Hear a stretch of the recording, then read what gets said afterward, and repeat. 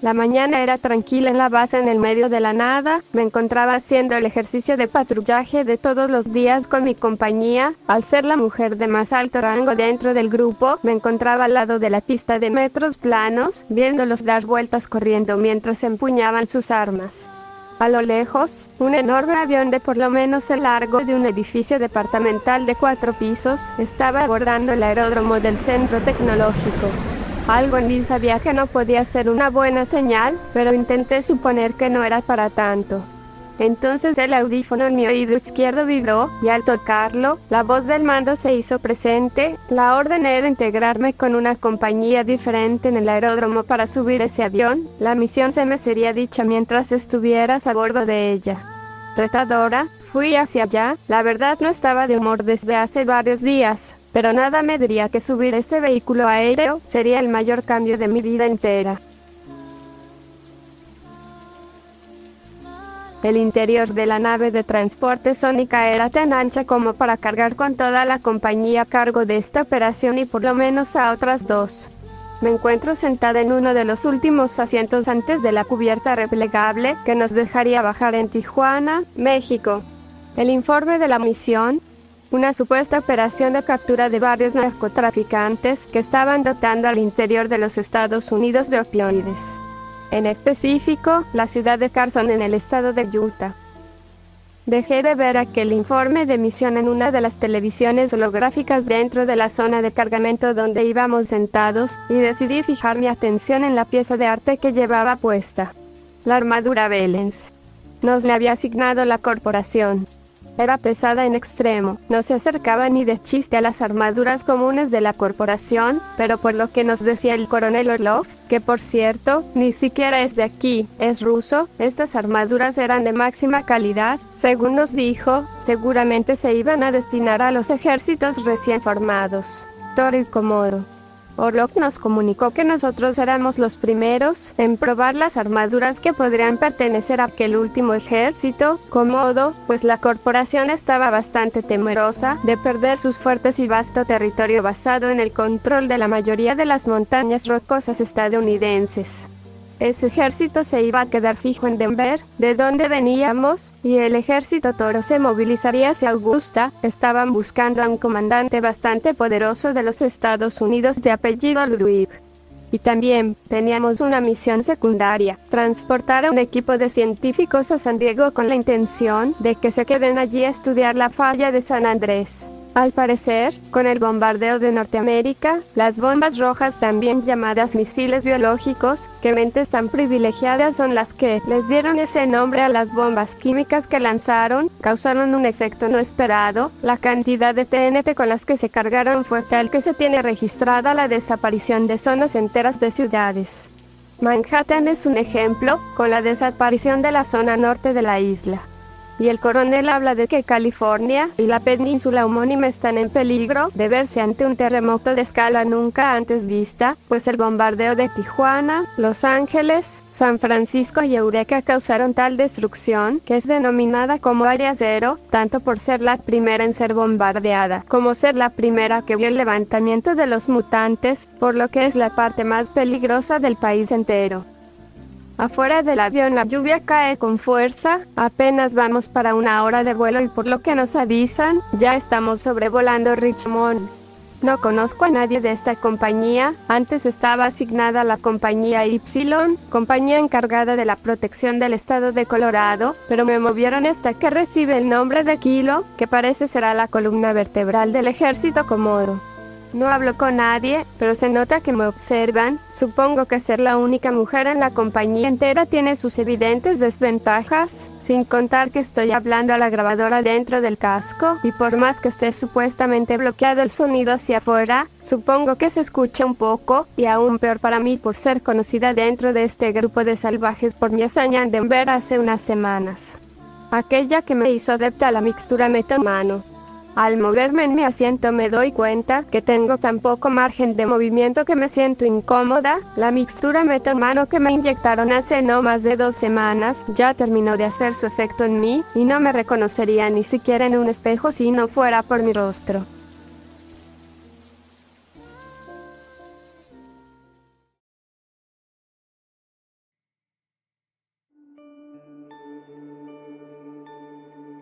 y de momento,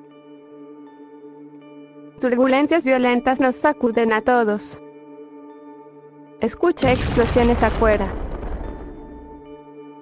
Veo al coronel presionar un botón en la pared de esta cabina, y a todos los que estábamos sentados se nos activa un cinturón automático en la cintura, bajan unas agarraderas del techo para sostenernos con fuerza a ellas. Escucho gritos entre el coronel y el sargento Lake, el segundo al cargo y la única persona que conozco aquí. Se hablan en un idioma golpeado y agresivo, diría que en ruso o en alemán.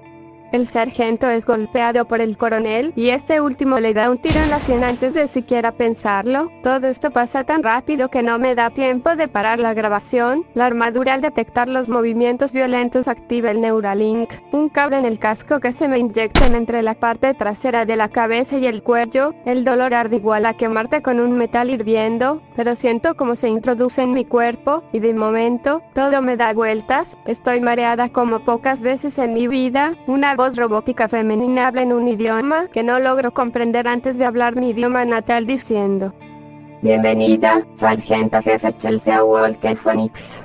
Lucho por no vomitar mientras empiezo a tener control de la armadura, el casco y sus funciones solamente con pensarlo. Antes de poder acostumbrarme a esa sensación de la armadura, un soldado a mi lado izquierdo intenta gritarme algo. Cuando veo a mi lado derecho veo que la puerta replegable para abordar está abierta. El coronel salta por ella con un paracaídas, y entre confusión, siento la sacudida de una explosión que deja en negro todo. Me arremolino cruelmente en el aire, caigo a una enorme velocidad desde el cielo. Cuando logré recobrar el sentido solo podía observar impotente cómo la nave en la que iba estaba fragmentada en dos, en llamas, cayendo hacia el suelo a una decena de metros de mí por lo menos. Al darme la vuelta panza abajo para observar, solo veía una ciudad devastada, casi muerta de no ser porque veía cientos de luces abajo mía, cuales relámpagos amarillentos, que ascendían hacia la dirección general de todos nosotros. La voz robótica de nuevo se hizo presente, y en el interior del vidrio del casco se marcaron en rojo varios círculos que antes eran grises. Eran varios disparadores de misiles antiaerosónicos, y habían avionetas viejas sobrevolando aún más abajo que yo. Parecía que nos estábamos apresurando en caída hacia la guerra, una guerra de la que no era parte en una ciudad desconocida para mí. La lluvia, aún con la armadura puesta, era un problema. Al chocar contra ella desde arriba y abajo al mismo tiempo, sentía cómo mojaba las partes de la armadura, que eran de quebrar por su cantidad. Me encontraba a unos 100 metros sobre el suelo cuando se activó un paracaídas de emergencia, que aparentemente siempre tuvo el traje. Había un enorme edificio ya destrozado enfrente mío que alguna vez parecieron ser departamentos de gente con mucho poder. Rápidamente tomé los lados del paracaídas para controlarlo y me aceleré hacia la ventana de uno de los edificios de la parte alta de este. El edificio medía aproximadamente 180 metros o hasta más. Al romper el cristal y caer dentro de lo que en otrora fuera un departamento de una persona bastante opulenta, ahora solo era una postal de apocalipsis. No tenía absolutamente nada de valor, se veía evidentemente saqueado. Nunca noté presencia de nadie, ni la inspección de fuentes de calor de la armadura marcó nada. Solamente me quedé acostada boca arriba respirando fuerte. Empezaba a llorar en silencio recordando a mis padres. Ojalá pueda llegar a volver a verlos, pero actualmente no puedo hacer ya nada. Solamente me queda sobrevivir. Por más duro que sea, debes intentarlo, Chelsea. ¿Dónde estoy?, pregunté al aire a aquella inteligencia artificial subida a la armadura Belens. San Diego, California, sargento en jefe. Una de las ciudades que se levantaron en armas tras la caída de San Francisco. Mierda. El maldito ojo del huracán de California. No lo sabía en ese momento, pero esa ciudad iba a significar un antes y después en mi vida. En todo aspecto imaginable, incluso en mi nombre. Soy Chelsea Campbell Brock, hija de Williamson y Margaret. Y me encuentro en la costa del Pacífico buscando una manera de volver con mis padres a Nueva York. No me voy a detener hasta lograrlo.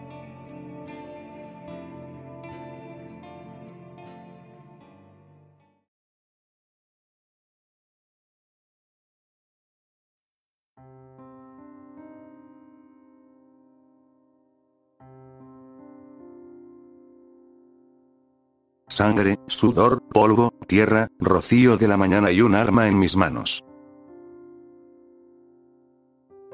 El sol saliente, imponente, el astro rey asomando por el horizonte, observaba esta postal de muerte que yo mismo había causado, por órdenes que ya ni siquiera sé por qué sigo. Bueno, sí que lo sé, no puedo escapar de aquí por más que ya lo haya estudiado e intentado. Una calle vacía de edificaciones cercana a un parque pequeño de árboles caídos, una misión dada por la reina de la parvada, estos eran traidores a su causa, una causa que no comparto, pero debo llevar a cabo desde hace 3 días para mantenerme en este grupo y que me dejen irme en paz. El intercomunicador vibra en mi oído, rápidamente lo toco mientras me pongo el pañuelo sobre el rostro, dejando que el micrófono escuche de manera adecuada. Su voz al otro lado se hizo presente en mi oído, mientras yo observaba estoico los cadáveres con tiros en el cuerpo y con moretones en el rostro. ¿Ya lograste dar con el trío de traidores al grupo? Afirmativo, caballero. ¿Y ya los eliminaste? Nuevamente, afirmativo. Bien, vuelve al fuerte Delta, se te será dada tu penúltima misión. Y por cierto, deja de darte tus rondines por las fronteras y ve por los techos, los come carne están más desatados de lo normal. Levanté el rostro hacia las calles, pero no había nadie pasando, solamente en los edificios abandonados veía a los rapiñeros escalando para meterse a través de ventanales rotos al interior del edificio. Suspiré profundo y apagué el intercomunicador y el micrófono. Llevar esta armadura de principiante, como le llaman ellos, es incómodo, se compone principalmente de 3 capas. Fibra de vidrio cubierta con poliéster en varias capas sobre torso, muslos, tibia y brazos. Después se encuentra el Kevlar recubierto de un expandex que cubre todo el cuerpo hasta el cuello y que sirve como protección interna del cuerpo y segunda capa de protección, y finalmente, llevo por encima de la armadura una carretilla para armas donde llevo una M16 con cartuchos explosivos, y varias alforjas por la armadura para llevar balas, granadas, una serie de pequeños cuchillos que me dieron para ataque cuerpo a cuerpo y cosas varias, incluso en la espalda viene con una camelback incluida a la que ya le puse 1 litro de agua desde que salí de la base. Ante órdenes de un superior, aún siendo los 2 caballeros de Reina Rehaven, no puedo hacer demasiado, él tiene más antigüedad en el cargo y debo de hacerle caso quiera o no. Empiezo a caminar de regreso a la fortaleza que me indicó Reina. Estoy irritado y molesto, estos 3 putos días los he perdido en que me dieran entrenamiento militar, estoy cansado y me duelen los músculos, esos hijos de puta tienen un entrenamiento tan riguroso y estricto en dieta y en zonas del cuerpo, que el primer día me descompensé y desmayé a media clase si se le puede decir así, y no fui el único, al parecer la mayoría de grupos supervivientes bajo este grupo mandan periódicamente a ciertos integrantes a tener entrenamiento para que al salir puedan proteger a sus grupos. Es interesante cuanto menos el estilo de grupo que lleva Rehaven, no le interesa dominar a los otros como con los grupos de Manhattan, a ella solo le interesa adiestrar gente que pueda ser útil y llevar a cabo su guerra contra las mafias. No he podido descubrir absolutamente nada acerca de dónde viene ella y sus caballeros, no he podido descubrir de dónde sacan estas armaduras, de verdad me parece fascinante e intrigante que puedan producir tantas armaduras, según yo pude recolectar información las tienen en una mega bodega de ubicación desconocida, pero no sé cómo las harán, siquiera sé si son suyas.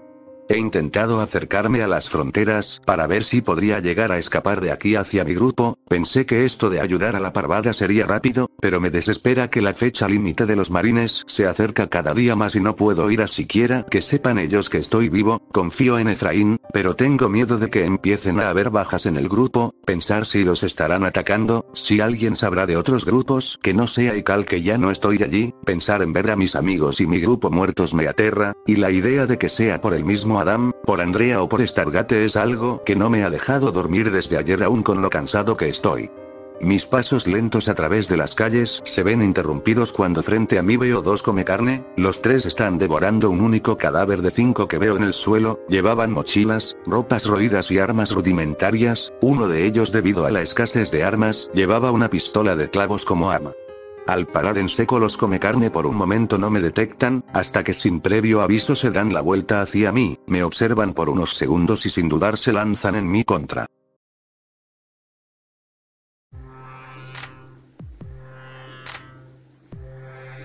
El primero se lanza directo a tomarme de un brazo para intentar morderme, yo logro retroceder varios pasos ágilmente evitando su agarre, el segundo comecarne me sorprende por un lado y me acierta un golpe a puño cerrado al rostro que sacude por completo mi vista, mas no me logra tirar, solamente me mueve varios pasos hacia la izquierda. Me recompuse lo suficientemente rápido para poder esquivar un zarpazo y otro intento de golpe, los dos se lanzaban sin miedo hacia mí, y me sorprendió que al parecer sabían un estilo muy básico de boxeo, intentaban aserrar uppercuts o golpes directos para mantener distancia cuando me intentaba acercar, no sé ni siquiera qué estoy intentando con acercarme a luchar mano a mano contra dos, supongo que el miedo de ver a estas cosas hace mucho que se fue, puesto que logré hacerle la finta a uno con un derecho para darle una patada que lo tumbó de costado al suelo, al otro le dejé morder la fibra de vidrio de mi antebrazo izquierdo y con mi codo derecho le di con tanta fuerza el golpe que ese líquido naranja salió en forma de esporas por todo el ambiente, me puse lo más rápido que pude el pañuelo sobre la mitad del rostro pero no por ello cesé, tomé uno de los cuchillos que me dieron en la fortaleza y cuando el de la patada se incorporó e intentó impulsarse hacia mí para tumbarme, lo frené con todas cabeza, y finalmente le atiné una cuchillada directa a su frente, a esa marca roja similar a una letra M mayúscula, y al darle de lleno, fue como haber descompuesto una máquina. Los ojos se hicieron hacia atrás en blanco, el líquido naranja dejó de salir tras varios segundos, para dejar a una sangre negra con destellos rojos, que empezó a oler horrible a putrefacción, y para mi terror absoluto, todas las partes de ese cuerpo se separaron. Brazos, piernas y cabeza del torso, y en el suelo empezaron a temblar, me alejé con varios pasos hacia atrás y este cuerpo, explotó en naranja con negro y rojo. Empecé a temblar, nunca había visto a un comecarne hacer eso, estaban evolucionando. ¿Acaso todos los que intenté matar antes nunca murieron por completo? ¿Esto debía pasar en caso de darles directo en la 100? Vi el filo del cuchillo que usé y no tenía nada más que restos de sangre naranja que se esfumó en un instante. Cuando me di cuenta, el restante se me lanzó encima, caí con él sobre mí e intentó morderme, empezamos a forcejear, daba golpes a la armadura mientras intentaba morderme al cuello, yo lo tomaba de la cabeza con ambas manos intentando matarlo quebrando su cuello, pero por más que intentaba no lo lograba, por la desesperación de sentir los golpes cada vez más fuertes, y el miedo a que rompiera la armadura, con mis piernas lo lancé hacia arriba y atrás mío de una patada conjunta en el estómago, fue tal la fuerza que el comecarne aulló como de miedo. La adrenalina me hizo levantarme de nuevo, tomar la M16, y empezar a darle varios tiros. Rompí su piel exterior y finalmente las balas lo hicieron quedarse inmóvil, y antes hubiera pensado que estaba muerto, mas ahora me acerqué a inspeccionarlo detenidamente.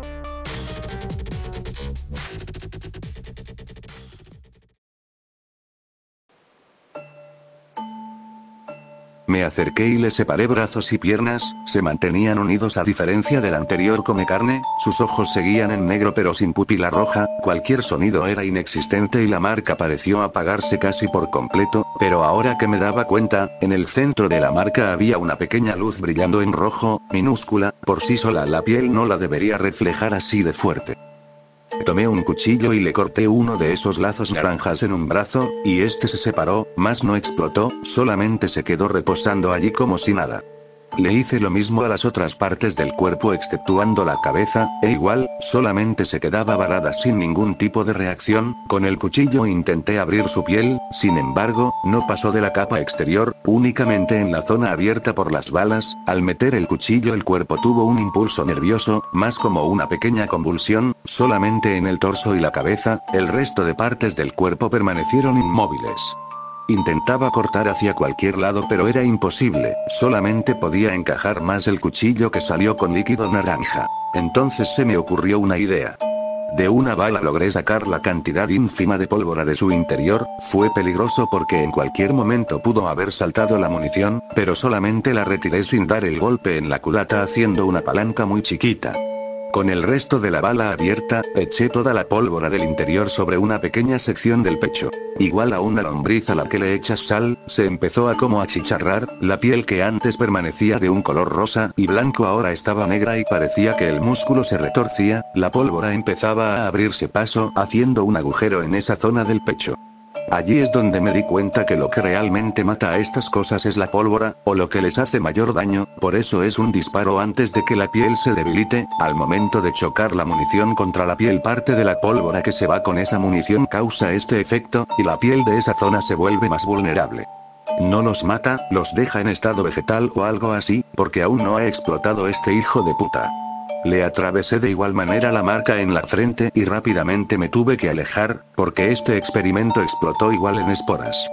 El horror me consumía por dentro, nunca había matado por completo a uno de estos, aunque no entendía por qué a los que les había dado en la marca no les había pasado lo mismo aún siendo un proyectil. Supongo que tendré que descubrirlo la siguiente vez, aunque tal vez, esos come carne con ropa que vi al interior de las colmenas o colonias, eran los mismos que habían sufrido solo esas heridas, y tal vez estaban usando esos ropajes para tapar sus heridas. Entonces no son simples descerebrados, son seres pensantes a un nivel de inteligencia alto, y me aterra pensar en qué pasaría si todos salen a invadir Manhattan, porque tal vez soy el único en la isla que sabe esta información.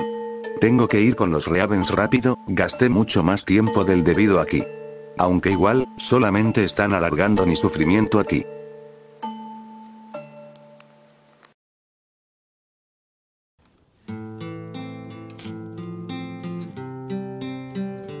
Arribar a la fortaleza no tuvo más inconvenientes.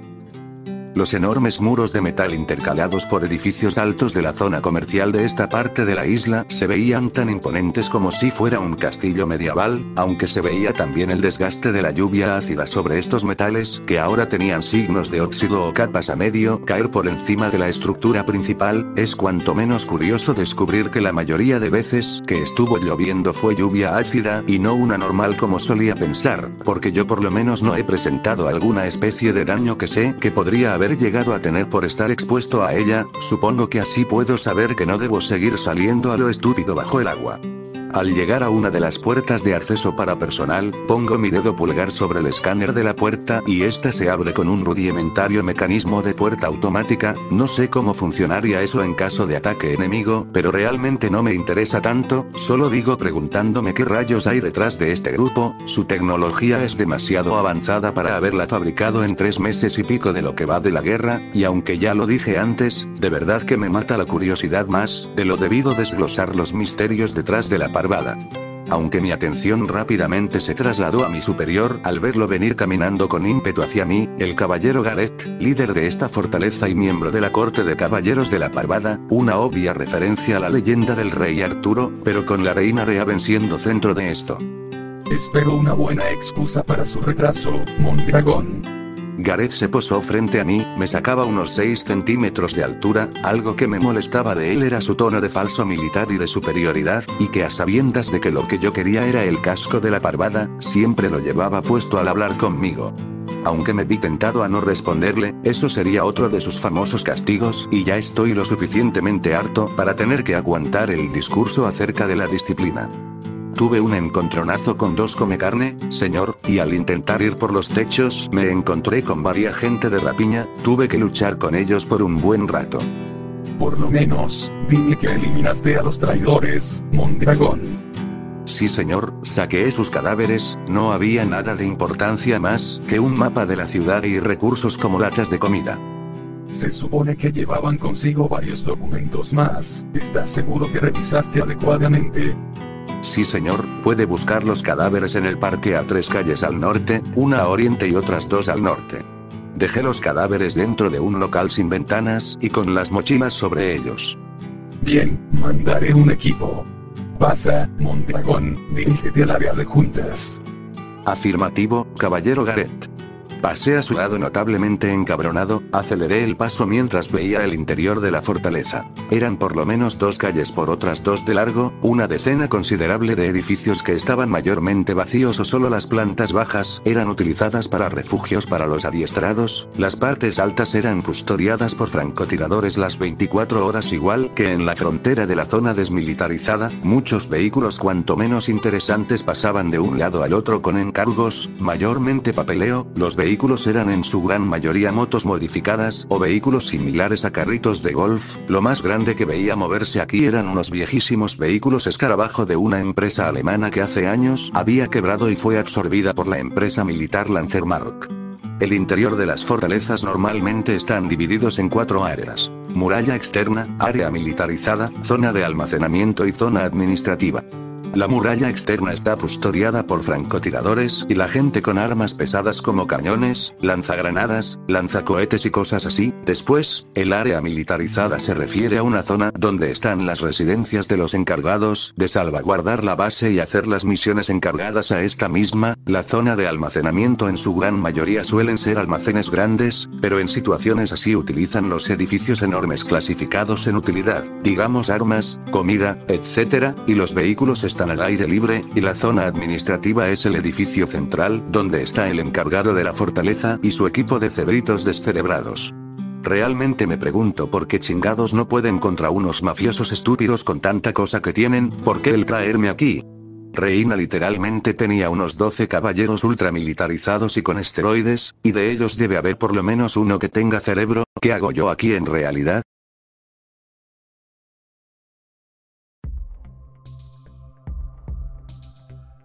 Mi pequeño monólogo interno se interrumpió al llegar a la oficina central, un edificio construido de cero desde el inicio de la guerra, tiene la medida de la base del Empire State y tiene muchísimas habitaciones, todas con un techo de cristal donde los francotiradores pueden observar todo lo que suceda en su interior, y poder intervenir si ven algo peligroso o algo así, me explicaron. Abrí la puerta principal de un suave empujón con un hombro y al entrar me dirigí rápidamente a la habitación donde me dijeron, no voy a esforzarme en detallar el interior, pues es igual al edificio central de los Reaven solo que más chiquito, la misma configuración de pasillos, habitaciones, techo y hasta alfombras. Llegué a la habitación de conferencias y al entrar habían muchísimas personas con trajes iguales al mío sentados, todos con sus cascos menos yo. En una esquina a la izquierda estaba mi asiento desocupado, al frente no había nadie. Me sorprende que hayan estado aquí sentados por lo menos 15 minutos sin nada que hacer esperándome, aunque eso me saltó la alerta de que tal vez podría ser una emboscada y por fin intenten matarme. Lamentablemente para mí no fue así, me senté y por unos 5 minutos todo transcurrió en silencio y sin inconvenientes. Era igual a un aula de clases, el pizarrón electrónico al frente con las plumas digitales colgando de las esquinas, el escritorio del profesor, de mi lado una ventana que ocupaba casi todo el muro que daba hacia las afueras, al lado del pizarrón una puerta de madera, y de ella salió una chica.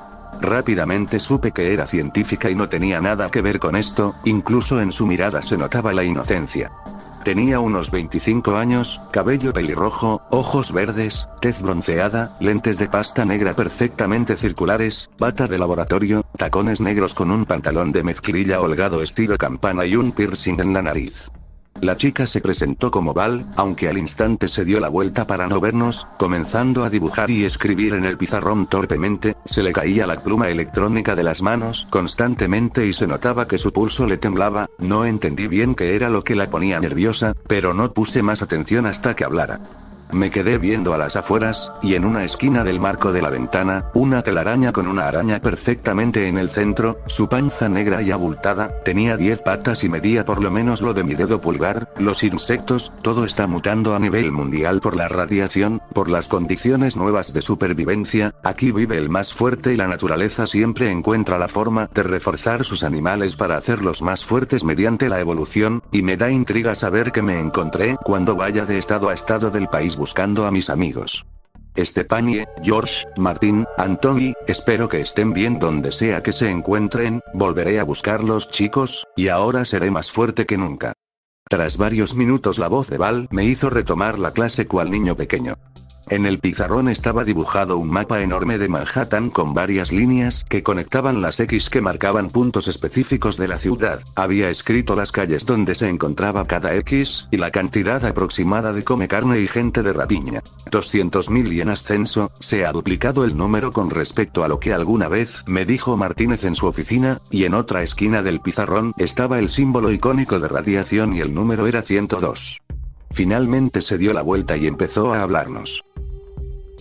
Han sido reunidos aquí por órdenes de Reina Reaven para saber las últimas noticias que se han hecho de conocimiento público. El ingeniero Efraín Martínez Jansen ha lanzado un comunicado a todas las personas de la isla acerca de que los come carne y la gente de rapiña han aumentado su nivel de radioactividad hasta las 102 unidades, algo que podría llegar a ser letal con grupos de hasta 5 come carne juntos, y la gente de rapiña posee hasta 70 unidades. Y gracias a lo descubierto por Kai Mondragón Mertens, sabemos que los come carne han estado haciendo túneles bajo sus colonias y que han aumentado su población al doble con el secuestro y contaminación de humanos supervivientes en unas bolsas llamadas matrices. Como parte de una directiva de seguridad para todos los soldados y supervivientes del grupo y de la isla en general, Reina Rehaven y la Corte han hecho oficial una nueva política: extinción. Dentro de los territorios de la Parvada hemos detectado por lo menos 6 colonias de mutantes y una situada en la zona desmilitarizada, así que la Reina Rehaven ha llamado a toda nuestra gente a luchar. La nueva política va a consistir en que durante esta semana se van a hacer grupos de salida nuevos cada día para eliminar a las colonias con explosivos,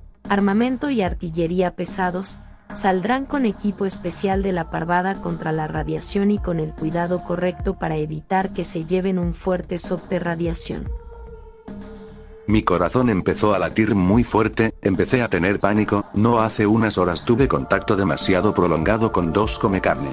Una de las mujeres en la sala preguntó: ¿y cómo sabemos cuáles comecarne tienen esos niveles de radiación? Val respondió: hay un rango de 3 tipos de mutantes radiactivos. El primero es de 1 a 30, estos no tienen cambio alguno en su estructura, solamente serían un peligro si es que fuera una manada enorme, por sí solos para nada. El segundo consta de 40 hasta 70, esos comecarnes son más distintivos gracias a que el líquido naranja pasa de ser extremadamente resbaloso a uno pegajoso y denso. Tienen destellos verdes alrededor de su cuerpo y normalmente van en solitario debido a que las mismas colonias los han estado sacando de ellas para evitar la contaminación. El tercero es donde el líquido pasa a ser una mezcla entre naranja y verde fosforescente, la piel está marchitada, son más fáciles de matar pero a su vez estos explotan en partes dejando charcos de esos líquidos bajo sus restos. Estos charcos pueden liberar hasta 150 unidades de radiación. Tememos que sea una siguiente mutación del virus, así que, la política de extinción iniciará justo hoy a las 8 de la tarde. La mayoría de los habitantes externos a las fortalezas ya fueron advertidos de todo esto y se están movilizando a las zonas intermedias de los edificios o a zonas cercanas a nosotros y a la frontera desmilitarizada. Háganlo por la Parvada. Nos montamos sobre unos enormes mastodontes de metal, eran camionetas blindadas, con varias capas de material sobre ellas para hacerlas más resistentes, la suspensión completamente levantada para llevar unas llantas como de tractor enormes que podían destrozar todo debajo de ellas. Parece que copiaron la idea de las torretas en la parte trasera y en el quemacocos, y además, estos mastodontes llamados rinos tenían un sistema de turbo impulsado por sintol activado, lo que sea que signifique eso.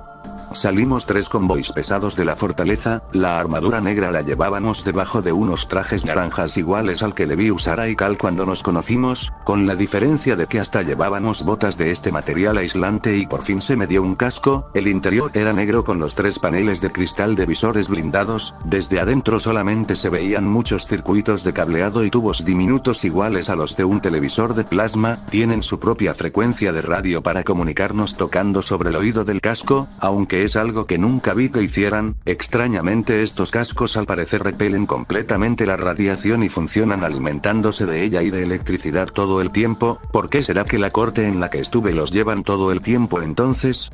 Otro maldito misterio que debo resolver en su debido momento.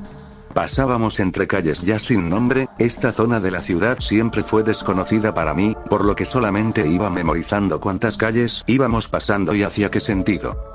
Yo era el encargado de la torreta del quemacocos, algo extraño para mí ya que estoy acostumbrado a ser más alguien de reconocimiento. Sin embargo, no me molestaba en lo absoluto, tenía la posición de cobertura perfecta en caso de ataque frontal y si nos llegaban por detrás podría tirarme el interior del rino.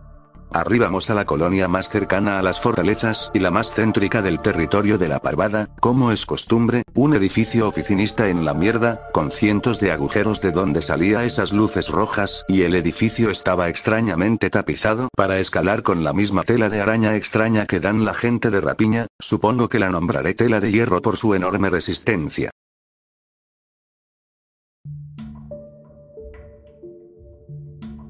La tela de hierro servía para que los comecarne y mayormente los rapiñeros escalen por los costados del edificio, así que desde radio el capitán de la misión, el caballero era Lamorak, un hombre que he visto algunas veces durante las rutinas de entrenamiento, pero no las imparte, según sé por lo que cuenta Gareth. Lamorak es un hombre muchísimo más viejo que él, hablábamos de que le calculo unos 60 años, y es el encargado de toda la parvada de llevar a cabo la logística, tiene un cargo similar al que tenía Carnero en los anarquistas en ese sentido, pero Carnero jugaba con canicas al lado de lo que hace este hombre. Él ordenó por radio al tercer convoy que empezaran a lanzar los cohetes, no lo vi en ningún momento dirigir su mano al lado del casco para hablar. Del convoy varios de los hombres sacaron lanzacohetes que tras ajustar la mira, empezaron a disparar contra la estructura.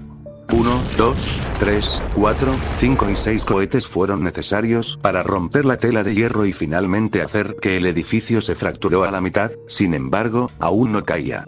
Lamorak hizo retroceder a los convoys a por lo menos media calle de distancia y él mismo sacó un arma tan extraña que de verdad, dudé si alguna vez había leído algo de armamento en mi vida. Era un enorme rectángulo, hablo de por lo menos el tamaño del torso de un joven de mi edad, tenía 4 orificios en cada esquina, en la parte trasera estaba otro cuadrado pequeño que se notaba más pequeño que el cuadrado superior, y este se hacía un tubo hacia la mitad para finalmente terminar en una especie de cartucho cilíndrico totalmente transparente que dejaba ver en su interior 4 esferas negras de metal. Este armatoste era totalmente blanco aunque tenía signos de tener maltratada la pintura y el mismo metal que lo componía. Lamorak tenía una fuerza tal para sacarlo de la parte trasera del convoy cargando, ponerlo enfrente de nosotros, y empezar a apuntarlo. Vi que en la parte superior de ese extraño objeto habían 3 botones: rojo, amarillo y gris oscuro. Deduje que era disparo, recarga y apagado en ese sentido, pero no estaba del todo seguro. Hasta que presionó el rojo.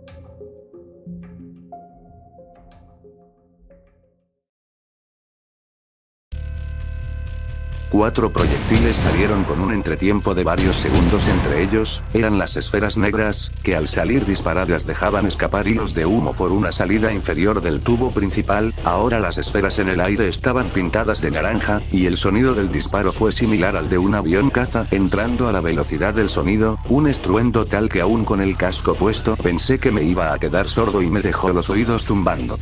Cuando impactaron en el edificio, se desató un infierno. Todo empezó a explotar en columnas negras de humo seguido de llamas naranjas tan intensas que estaban quitando la atención de la luz solar. Era ver el infierno ascender a la tierra. La parte súper del edificio se esfumó con 2 impactos y la parte inferior de este ni se diga. Escombros empezaron a caer a nuestros alrededores, pero Lamorak ordenó permanecer firmes. El fuego consumía los acres donde estuvo alguna vez el edificio y sus alrededores más cercanos, era como ver una cortina de fuego levantarse saliendo del mismo suelo. Y decenas de chillidos empezaron a salir, y de la cortina de fuego salían corriendo en llamas esas bestias inmundas. Come carne consumidos por el fuego que corrían hechos el diablo hacia nosotros, en un estado de cólera. Ninguno tenía los signos de radiación que la doctora Val nos habló, pero aún así era intimidante ver a esas bestias arder queriendo tomar venganza de nosotros. Empezamos a disparar sin parar, las torretas delantera quemacocos éramos constantemente recargadas mientras decenas de mutantes caían ante los disparos, y ahora sí, veía cómo explotaban en ese humo naranja que parecía levantar otra cortina, ahora frente a la de fuego. El fuego es una de sus debilidades, ahora caen al instante de ser impactados y al parecer, lo que sea que tenga ese fuego químico, que es obvio que es químico porque nada puede arder igual a eso, son químicos que los debilitan a tal punto de explotar cuales bombas. La gente de la piña era mínima, 1 por cada 8 come carne, y estos solamente salían de entre el fuego para morir quemados. A diferencia de los come carne, estas bestias al morir únicamente se quedan panza arriba cuales cucarachas, así que no me debo preocupar de lo mismo que con los come carnes de no matarlos correctamente. Hablando de ellos, muchos que salen y aguantan algo más tienen esas ropas puestas, aquellos que no murieron durante las ineficaces operaciones de limpieza que hacen en el norte de Manhattan. Paseamos por lo menos 15 minutos disparando en su contra, varios come carne nos intentaron llegar por detrás, eran aquellos renegados irradiados, pero los encargados de las torretas traseras solo con varios disparos los hacían explotar, aunque estos en vez del humo naranja dejaban un charco verde a sus pies con partes de sus cadáveres entre esos charcos. Al final del infierno, el humo naranja era tal que no podías ver a más de 4 metros frente a ti. Hace rato que la Morak había entrado con esa arma de nuevo al convoy central, y finalmente, tras no haber más actividad, ordenó la retirada.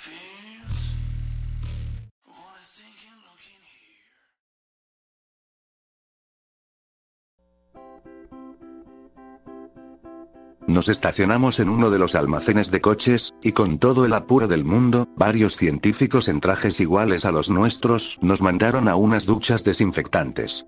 Era una serie de 10 duchas de tamaño pequeño, hablo de 1 metro por 1 metro, que eran un cilindro partido a la mitad y totalmente aislado uno del otro, ni siquiera con un cristal, era un material que no sé describir, pintado completamente de rojo y con una puerta automática que se cierra cuando alguien se pone en el centro y se abre desde afuera. Me obligaron a despojarme de todos mis ropajes y me metí, más encabronado que avergonzado, a esa madre. Un chorro de agua caliente, casi al borde de quemar, cayó sobre mí, escuchaba gritos de dolor de otros de estos tubos, y no miento en que estuve a punto de sumarme a ellos.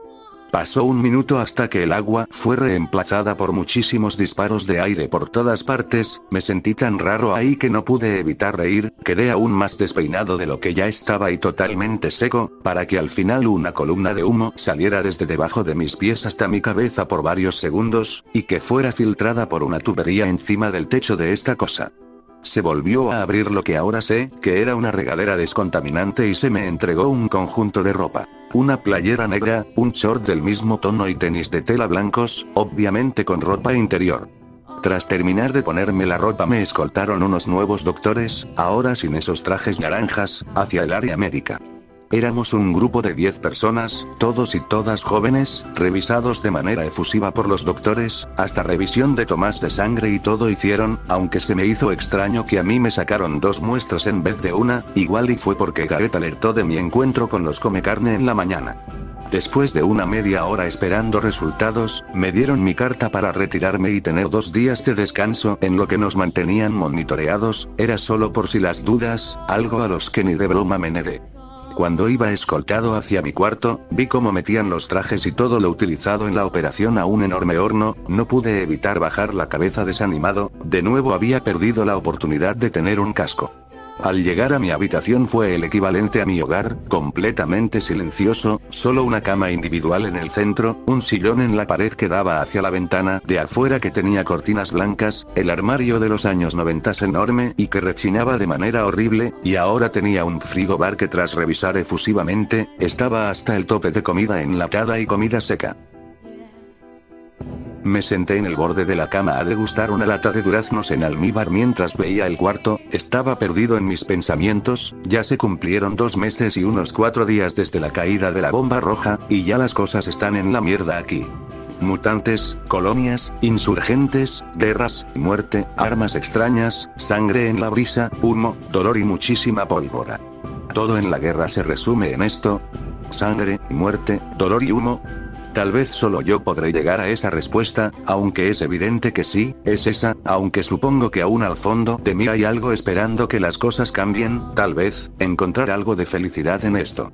Miro tristemente una esquina de la habitación, una triste hormiga sube el marco de la puerta, pienso en todo lo que he pasado, en todo lo que mis amigos han debido pasar, en mis padres, me voy más atrás, en mis mascotas, en mis familiares, porque nunca conocí a la familia de mi madre, porque dejaron solo a un chico de 16 años, en que tal vez, ellos sabían sobre todo esto, Adam habló de conocerlos, tal vez priorizaron su vida antes de la mía, tal vez lo hicieron para prepararme para esto. O simplemente nunca lo supieron y todo pasó de sorpresa para todos. Lilith, me pregunto cómo estará, después de esa noche donde las rosas marchitaron y desde la que, cada noche pienso si merezco ser amado, si de ver habrá algo para mí en esta vida o estoy destinado a la soledad. No sé si habrá un destino siquiera o todos somos unos locos dándose con garrotes en la cabeza por diversión, tal vez solo somos jóvenes incapaces de tomar las cuerdas de un mundo que desde hace mucho pertenecía a ancianos que envidiaban a la juventud, o tal vez, nosotros llevamos a todo esto intentando hacernos los maduros y estudiosos, y solamente con la edad te llega a la verdadera madurez y el conocimiento real. Cuando volví a mí, ya la luz de la tarde había bajado a no más que rayos lunares, que iluminaban como podían mi habitación, la lata de duraznos yacía en el suelo, y en su interior, esa hormiga intentando cargar el último pedazo de durazno sola. Pobre, no sabe que no puede cargar el peso del mundo sola, debe tener apoyo para lograr mover algo tan grande. No sé si por un impulso de estupidez, pero decidí ayudarla. De cuclillas en el suelo ayudé a tomar el otro lado del durazno y la acompañé sin que se diera cuenta que tenía apoyo hacia el marco de la puerta. Pegado a la esquina había un agujero de donde asomaron otras 2 hormigas. Dejé el durazno en el suelo de nuevo y la hormiga seguía intentando, pero antes de rendirse, esas otras 2 hormigas bajaron e intentaron moverlo. No fue hasta la llegada de una cuarta y quinta hormiga que empezaron a moverlo, y así iban llegando más hasta ser 10 hormigas, que lograron hacer entrar el durazno en el pequeño nido. Me quedé sentado en el suelo, recargando mi espalda a la cama, observando aquel nido. Sentía la soledad consumirme, por lo menos esa pequeña contaba con apoyo de otros. Yo estoy encerrado en mi propia paradoja, donde me meto en más problemas intentando ayudar, tal vez buscando validación de otros, para sentir que mi existencia vale para el mundo, y por encerrarme, me quedé completamente solo, y me estoy aislando.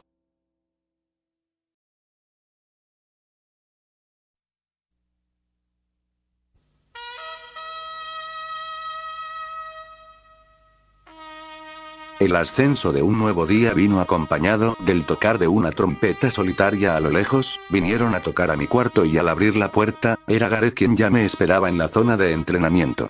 Al parecer esos días de descanso no incluían evitar los ejercicios militares de estos cabrones. Salí con la misma ropa que me dieron ayer tras la descontaminación. Llegué a la formación. 3 líneas horizontales de puros jóvenes, solamente habíamos 80, así que tal vez en la mañana salieron otros 3 convoys. De igual manera, empezó el ejercicio.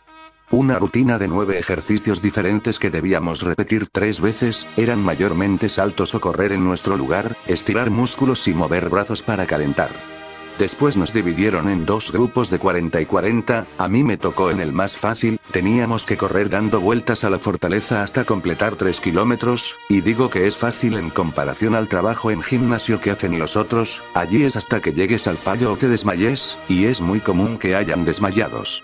Entre la carrera, veía las instalaciones de este lugar. Había algo raro hoy. En la torre oriente de esta fortaleza había algo pegado a la parte súper, no se alcanzaba a distinguir bien, pero parecía ser como la tela de hierro, aunque perfectamente podría ser algo más. No le di más importancia.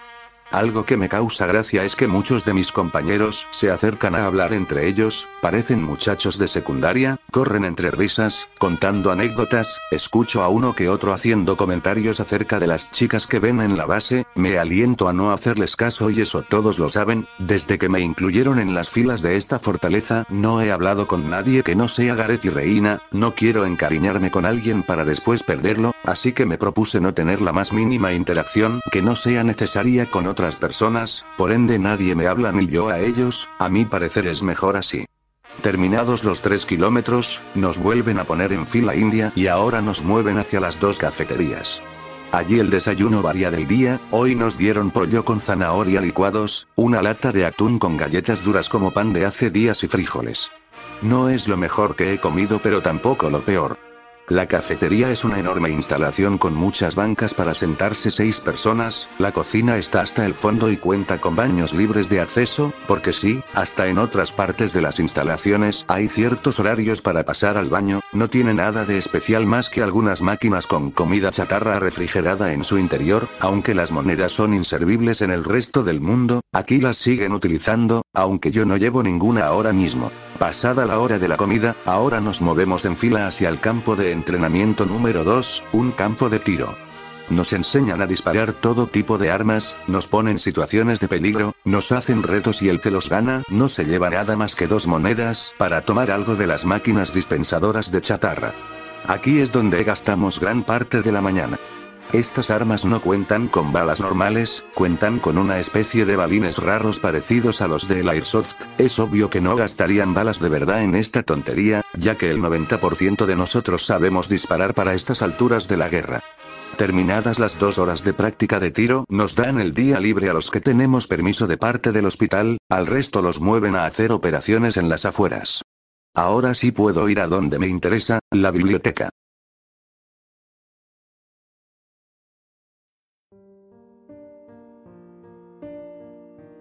La biblioteca estaba en el mismo edificio donde se encuentra la base central de la fortaleza, no es tan grande como se podría imaginar, es el equivalente a un departamento pequeño solo que extremadamente alto, varias estanterías con muchísimos libros, y las estanterías algo más altas de lo normal, al punto de que tenían escaleras para subir y tomar libros de la punta. Me dirigí al apartado de ciencias y tomé un libro que había estado leyendo durante esos 3 días sin hacer mucho más que entrenar, un libro de virología y bacteriología. He estado leyendo acerca de esto, intentando encontrar algún virus que sea causa de los mutantes, pero por ahora no he encontrado nada, aún me quedan 3 capítulos del libro que señalé. Rabia, peste bubónica y una bacteria descubierta por el nuevo milenio, la bacteria Matusalén. Centré mi atención en este último, no había escuchado nada acerca de esa bacteria. Dice lo siguiente. Bacteria Matusalén, nombre científico, Matusala bacterium. Es un organismo catalogado como un virus bacteriológico de una familia extinta de organismos que en la actualidad no poseen ningún tipo de familiar cercano. Descubierta por el doctor bacteriológico Willy Ström von Soyser en el permafrost de la República Euroasiática de Siberia, fue encontrado esparcido en un riachuelo que contenía en su interior congelado a un neandertal que estaba infectado de esta misma bacteria. Este descubrimiento trajo muchísimas dudas acerca de los neandertales y su expansión a lo largo de Eurasia debido a su extensa estancia en la mayoría de cadáveres encontrados de estos primates en Europa. La bacteria posee un ciclo de vida estudiado demasiado complejo y específico. Se sabe que esta infecta al portador vía oral, ya sea contacto de labios, intercambio de fluidos o la que se pensaba más común, mordidas. Ter posiblemente fue mordido por uno igual a él que estaba infectado, y tras un periodo de tiempo desconocido sin ingerir alimentos, y donde se sabe que tuvo signos de batalla gracias a una fractura en su brazo derecho, llegó a este riachuelo donde se piensa que cayó y murió congelado llevándose consigo a la bacteria. El motivo del nombre es que el Dr. Ström descubrió al momento de extraer este organismo de un ter que la bacteria seguía con vida, en un estado de hibernación a causa del congelamiento del riachuelo. Al ser tan desconocida, la empresa Biotech se ha encargado de custodiar las únicas pruebas de este organismo y aislar la zona donde se encontró este mismo, para posterior a quemar la región, regresándola a la Unión Euroasiática. El Dr. Ström no se ha dejado hacer entrevistas y ninguna información de la bacteria ha salido a la luz hasta ahora, por lo que muchos científicos exigen que esta pase a ser estudiada por el Departamento de Biología de la ONU, más Biotech ha logrado evadir esto bajo la amenaza de ir a tribunales internacionales al descubrir este organismo y evitar su propagación, por lo que se piensa que es algo extremadamente contagioso, aun siendo su único medio de dispersión la vía oral. Recuerdo haber escuchado a mis padres hablando acerca de esta cosa alguna ocasión, no tengo tan presente ese recuerdo, solo recuerdo que tenía unos 6 o 7 años. Estaba sentado en una banca del parque, comiendo un helado de vainilla que recién me habían comprado, y recuerdo a mi padre hablando con mi mamá a unas pisadas de distancia, estaban viendo algo en sus celulares, me acerqué a ellos con la intención de decirles que fuéramos a uno de los toboganes, y mientras me acercaba, escuché a mi papá hablando algo acerca de que el cuerpo humano no podría resistir el Matusalén en caso de infección. Sin embargo, mi mamá dijo algo de que ella habían hecho una prueba con alguien y que al parecer sí, que había una persona en el mundo que podría ser invulnerable. De ahí recuerdo abrazar por detrás la pierna de mi papá, diciéndole que fuéramos a jugar. No recuerdo nada posterior a eso. Dudo sinceramente que esa persona siquiera siga viva, y si lo está, estoy seguro que se negaría a ser un conejillo de indias para experimentos o algo similar por nadie, ya que eso evidentemente implicaría cientos de pruebas que fácilmente podrían acabar en la muerte. Me mantuve leyendo un buen rato acerca de la plaga bubónica y la rabia, realmente no podía identificar muchos síntomas contados de estas dos en los mutantes, para mí seguirá siendo un misterio esta pandemia mundial, espero en algún momento encontrarme con alguien que me pueda hablar de esto, igual y mi papá sabe algo o mi mamá, solamente espero que sigan vivos luchando, y que sepan que su hijo se sigue esforzando por ir por ellos. Ya han pasado los 2 días de descanso, ayer me tocó hacer gimnasio y fue una rutina mucho más suave de lo normal, asumo que fue porque ahora todos los que estábamos en las clases tenemos permiso médico, además de que algunos faltaron por quedarse internados en el hospital. Son las 9 de la noche y me estoy alistando para salir. Reina Rehaven ordenó por radio que hoy se hiciera el asalto a la última cédula de los 420, lograron cuadrar el movimiento de Kieran, se estaba trasladando de regreso al World Trade Center desde la zona desmilitarizada, al parecer es solo un convoy junto a su limusina los que llegarán en aproximadamente 15 minutos, y nosotros estaremos allí en 20. Ahora sí me dejaron llevar la misma armadura y casco que mis compañeros, aunque sigo viendo que ellos no tienen que comunicarse por radio tocando el intercomunicador del oído derecho como yo, aunque al diablo con eso. La armadura te hace ver imponente, y ahora contamos con armamento diferente. Todos llevamos una pistola de ventosa enorme, más grande que la palma de mi mano en el cinturón, llevamos una escopeta a nuestras espaldas y dos revólveres llamados Magna Volcanic, al parecer, producidos por la empresa Biotech, tienen un aspecto raro, el cañón de una escopeta recortada a menor escala, con cargador de 8 balas con cruz en la punta que está considerado crimen de guerra, estas cuentan con un láser en la zona baja del cañón para mejorar apuntado y tienes que apretar el gatillo 2 veces para disparar las 2 balas, algo que me parece ineficiente, debo suponer que están hechas para operaciones de sigilo, aunque no noto nada que sirva de silenciador. Donde nos ponemos todo este armamento y armadura es en un almacén lleno de armarios con muchos tipos de armas y armaduras, hasta trajes de granadero o de la policía tienen aquí, armas tan viejas como un revólver usado por la Alemania de la Primera Guerra hasta este revólver, que es de última generación, el almacén tiene luces azules que caen del techo y los científicos nos ayudan a ponernos las armaduras y a explicarnos cosas sobre el armamento y todo lo que tiene que ver con dudas acerca de la misión. Yo no pongo demasiada atención en ello, ya que vamos al mando de la Morak y no del pendejo de Gareth, por mí ya es una victoria asegurada tras ver el arma que usó la Morak contra los Comecarne hace 2 días. Tras terminar todos nos movemos al convoy, un Rhino pero ahora tapizado de negro con muchas mantas, se me asignó de copiloto, por lo que soy el segundo al cargo de la misión, genial, podré hablar con el capitán de la misión sobre el arma que usó y conocer más de él, porque entre más información tenga del enemigo, más rápido podré escapar de aquí cuando tenga la oportunidad. Así es, estoy planeando mi escape desde hace varios días, no me gusta que me den órdenes como si fuera un perro, y sé que Rehaven me está manteniendo aquí por algo, y dudo que terminara la misión me deje irme tan rápido, menos si me lanza a los 3 mastodontes de Tristán, Bors y Lancelot junto a Gareth y la Morak, y quién sabe cuántos más tenga a su disposición esa zorra. Estoy sinceramente hasta la madre de ella, y hoy sé que en algún punto lograré escapar de aquí. Abordamos el convoy, y al salir de la fortaleza, empecé a hablar con la Morak. Para comunicarse con el capitán de la misión se asigna una frecuencia específica que cambia con cada misión, en este caso, es la frecuencia 2 que debo de mover con unos botones al lado del intercomunicador y que debo contar como 0 el primer clic. Tras poner la frecuencia 2, hablé con la Morak. Caballero la Morak, soy Kai Mondragón. Dígame qué sucede, Mondragón.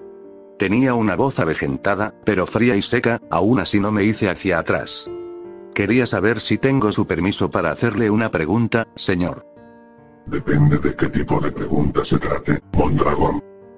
Acerca del arma que utilizó en el asedio de la colonia mutante. Soltó un suspiro corto y prosiguió. Supongo que de eso sí te puedo hablar. Esa arma es la parte de un arma de última generación estadounidense, los artilleros camioneros Infernum, logramos aislarlo de uno de esos camiones y hacerlo funcional con el trabajo de algunos ingenieros a nuestra disposición. Esa pieza de artillería Infernum llegó como parte de un escuadrón especial marítimo de la OTSC durante los 28 días de caos, y quería derrumbar el puente que conecta esta zona de la isla con Meotlin, y en parte lo lograron. El puente, aunque no se ha derrumbado, es inestable y cada vez está más cerca de caerse por un daño que le hizo una de esas balas a la estructura. Rehaven lo mandó a usar en esa operación para saber si es conveniente robar más de estas cosas cuando nos larguemos de la isla, aunque los resultados no fueron exactamente los esperados, fueron muy buenos. ¿Por qué no fueron los esperados? Porque las 4 cargas de esos artilleros son capaces de hacer trizas el equivalente a 3 edificios contiguos de un solo tiro. Tras eso no hubo más plática, así que con esto cuentan los Rehavens y hasta más. Espero que mis amigos ya tengan todo preparado para huir. Porque me da terror tener que quedarme aquí para el día que lleguen los marines.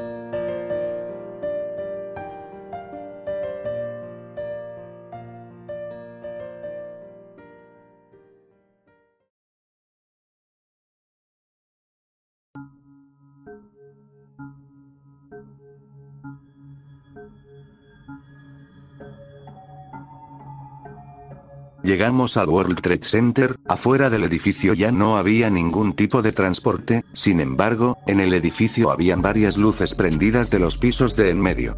Todos bajamos en silencio dejando el Rhino prendido con un conductor en el parque de enfrente del edificio para escapar en caso de complicaciones. Tras ponernos en la entrada, la Morag me preguntó cómo organizar a la gente para el ataque, algo que me sorprendió mucho que hiciera.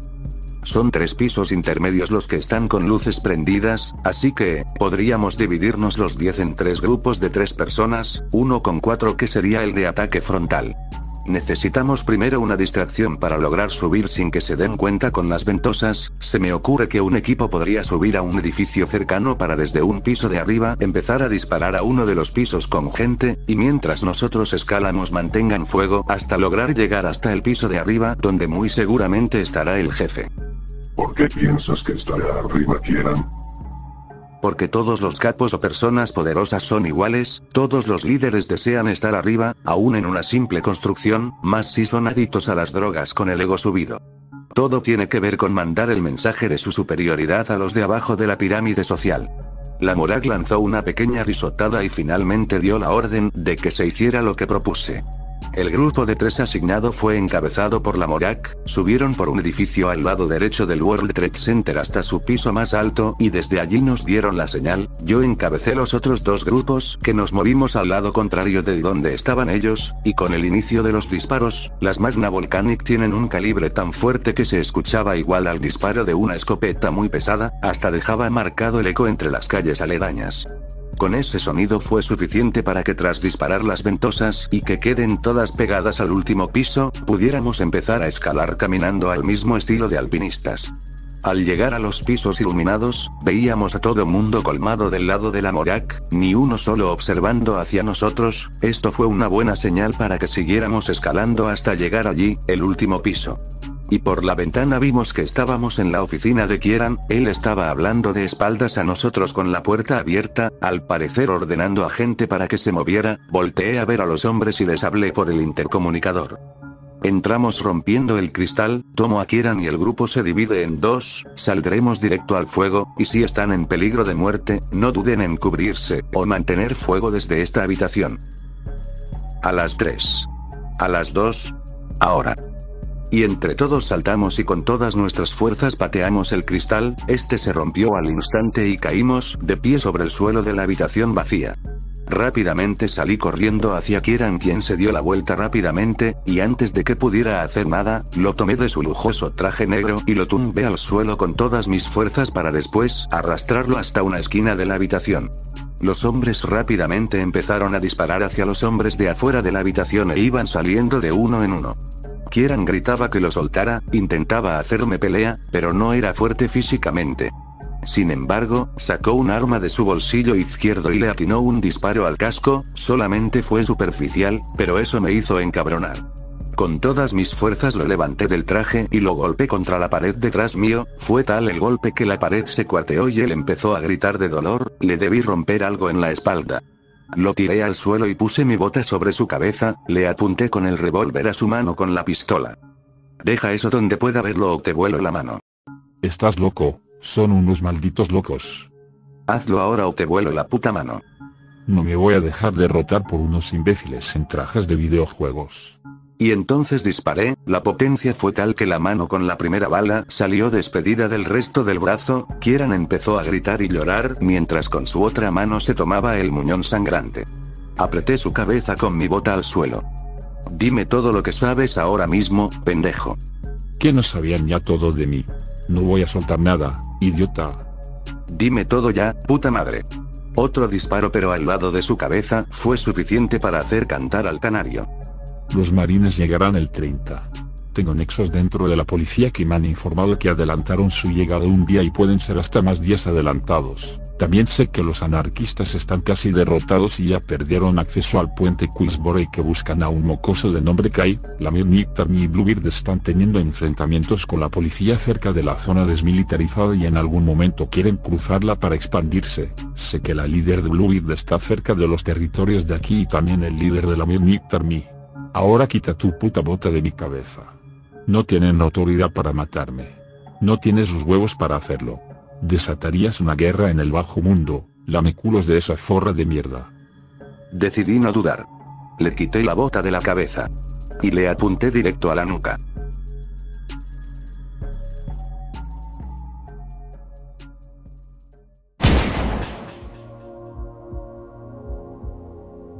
La sangre salió botando por todas partes, manchó parte de mi armadura y mis botas.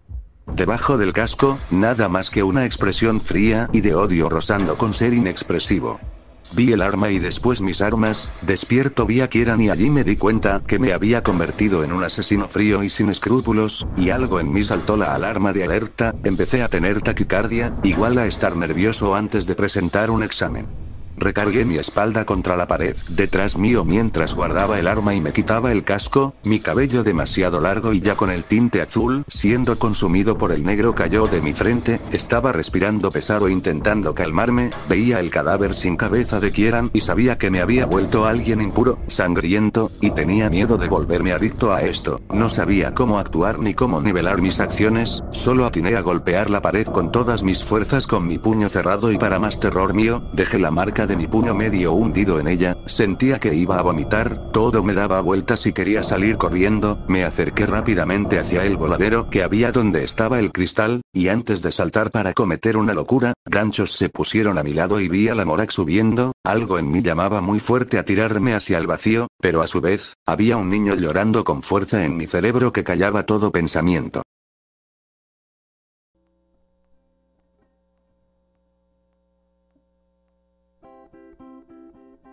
El viento azotaba mi rostro moviendo el cabello hacia un lado, la mirada perdida y temblorosa igual que todo mi cuerpo, de verdad quería correr pero no sabía hacia dónde, el corazón martillando mi pecho me empezó a dar terror de sufrir un infarto. La Morak subió y rápidamente me tomó entre brazos, empezó a checarme, escuchaba un pitido en mis oídos, pero logré distinguir que dijo que estaba pálido, al darse cuenta de mi estado similar a una catatonía, me dio una cachetada que me devolvió a la realidad. Esa cachetada devolvió todo a mi ser, empecé a respirar con fuerza ya que estaba en apnea, tosía entre fuertes respiros mientras temblaba por completo. La Morak vio el cadáver de Kieran y después me volteó a ver. Un ataque de ansiedad por muerte. O tal vez estrés postraumático. Y no estaba lejos de eso, ya que al ver el cuerpo de Kieran, vi el de Carla, tirada y su sangre sobre mí. Una maldita ilusión de mi cerebro, que jugaba en contra mía. Me tapaba la boca para evitar vomitar y me tomaba con fuerza el estómago, la Morak me puso su mano sobre el hombro empezando a palmear suavemente, tal vez queriendo darme ánimos, no lo sé, pero sí intentaba ayudarme y eso lo agradecía, aunque ya para estos instantes, dudo que alguien pueda ayudarme. Pasó un período indefinido de tiempo, yo seguía como en shock, todo pasaba demasiado rápido y no escuchaba nada. Me ayudaron a bajar al convoy y me subieron en la parte trasera para que me diera el aire, me pusieron el casco a mis pies y yo solo atiné a sentarme sobre la orilla del vehículo. El viento me ayudaba a reaccionar, y sentir el movimiento del rino me tranquilizaba. Tal vez no hay redención para mí, si ya maté a Kieran por puro placer, tal vez ya no hay vuelta atrás. Tomé una bala del cartucho del revólver y la observé, hasta verme reflejado en su dorada cubierta, cerré los ojos y la cubrí con mi puño. No quiero volver a matar por placer nunca más en toda mi vida. Me puse la bala en el pecho para después tirarla a la calle, y tras ello me puse mi casco. Pasó algo de tiempo, ya estábamos a 5 minutos de la fortaleza Delta hasta que la Morak empezó a hablar.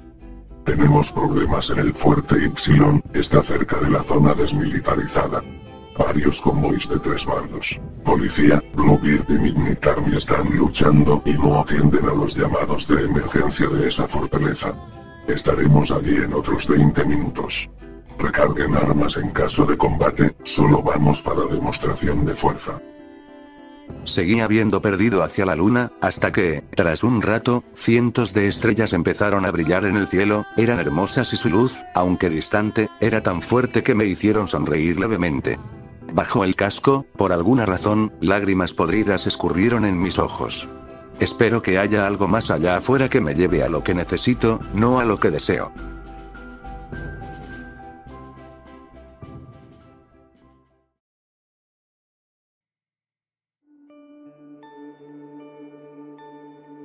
Al arribar a la fortaleza Y, el intercambio de balas y los arrancones se escuchaban con fuerza. Nos posicionamos al lado de las puertas de la fortaleza que daban hacia la calle de la zona desmilitarizada y habían otros 3 convoys allí, totalmente blindados y apuntando hacia los vehículos. Eran coches pequeños con ametralladoras que se disparaban entre sí, y una voz de altavoz hablaba desde la base hacia esos idiotas de gris, azul marino y azul cielo. Están en territorio desmilitarizado, adhiéranse al Tratado de Manhattan o sufrirán las consecuencias de la ira de la parvada. En caso de no atender, tenemos completa orden de disparar a matar. Pero nadie respondía, solamente seguían los disparos y las persecuciones. Hasta que de entre las calles más allá de la zona salieron 2 rinos iguales a los de nosotros, solamente que uno con la bandera del pajarraco azul y otra del buto. Cada uno se posicionó frente a los 2 convoys de cada lado y la voz de un hombre salió del rino gris.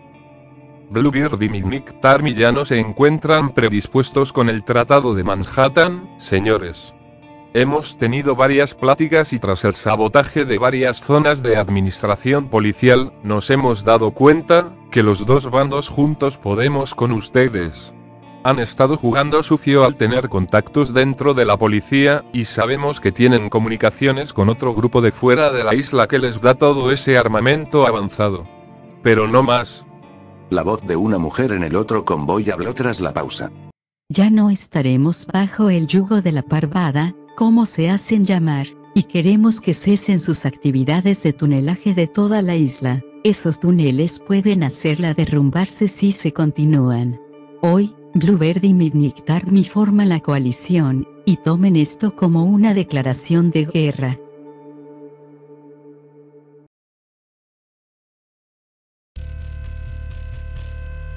Antes de que algo más pudiera suceder, las mismas detonaciones del cañón Infernum impactaron con fuerza las paredes de la fortaleza Y. No lo pensé y simplemente actué. Cuando empezaron los disparos, me tiré fuera del rino y me dejé caer pegado a la pared más cercana. El rino se movió rápidamente dejándome atrás, mientras entraban en combate con los otros 2 de la Midnight Army y Bluebeard.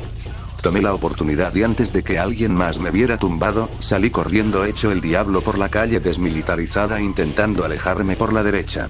Empecé a ver el infierno alzarse, la llegada de más rinos que disparaban balas entre sí contra los 4 rinos de los Ravens y contra la gente de la fortaleza. Salían decenas a dispararse y yo intentaba huir rezando que nadie me viera. Hasta que un coche me atropelló. Salí volando hacia adelante varios metros. En el coche, el casco salió de mi cabeza y cayó lejos de mí.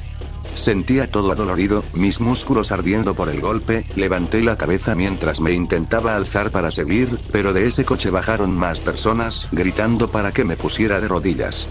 Dudé en tomar mi arma, sin embargo, hice una promesa, y la bandera de Bluebeard me hizo pensar que con suerte, tal vez habría alguien conocido que supiera quién soy. Levanté las manos y me puse de rodillas, y mientras se acercaban hablaron por radio.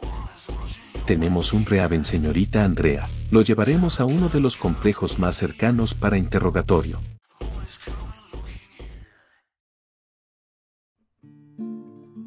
Y mientras se acercaban y opacaban los faros, entre mejor los veía, más mi corazón se aceleraaba. Eran Albert y Oswaldo. Cuando nos íbamos viendo, más era mi alegría. Ellos me reconocieron al instante de verme y gritaron al unísono mi nombre. Entre risas me levanté y los abracé con fuerza. Sin darme cuenta empecé a llorar entre risas mientras ellos también me abrazaban. No saben, de verdad, no saben toda la mierda de infierno que te he tenido que vivir. Dije mientras me desmoronaba entre lágrimas. Rápidamente me ayudaron a subirme al coche. Era un Nissan Versa con asientos muy cómodos. Me quedé en la parte trasera mientras Albert manejaba y Oswaldo iba en la torreta del quemacocos. Antón avisaba por radio que por fin me habían encontrado y me llevarían al complejo 1. Nadie podía consolarme, ni siquiera Oswaldo. Él constantemente me decía que ellos me habían tomado por muerto y que por un tiempo creyeron que los había traicionado de manera rastrera, hasta que con la operación contra los Raven y tras conseguir unir la corte del Fénix, Bonnie les dijo que yo la había sacado de una cárcel y había provocado la debilidad de los anarquistas. Eso no hizo más que hacerme quebrar más a llorar, tanto que no podía formular palabra. Le pregunté a ellos sobre mis amigos, y Albert empezó a hablarme mientras manejábamos entre calles. Los de la corte están donde los dejaste, en el norte. Están preparando apenas 2 convoys para apoyarnos en el ataque mañana en la mañana. Sin embargo, Efraín está en el complejo 1 esperando a Andrea. Te llevamos ahí por eso mismo. Dios, necesito verlos a todos ya, Max, Arlette, Connor, Augustus, Juan Carlos, aunque, me imagino que también van Lilith y Bonnie, ¿verdad? Él se tardó en contestar, se tardó tanto que me hizo ponerme nervioso. ¿Están ellas dos o no, Albert? Tú mismo deberás hablar eso con Efraín, Kai. Tengo órdenes directas de él para no tocar esos temas, solamente tú puedes hablarlo con él. Puta madre. Solté un golpe a la puerta del coche, uno ligero. Tuve miedo de que les hubiera pasado algo, de que me estuvieran tapando la verdad de dónde estaban esas dos. Abrí la ventanilla del coche para tomar la brisa fresca de la noche, intentando tranquilizarme. Y después de unos momentos, volví a hablarles a ellos dos. Espero que sean buenas noticias, eso espero, porque lamentablemente solo llevo las peores noticias imaginables para todos nosotros, y es que iniciaron una guerra que nunca podremos ganar. Fin del capítulo 11.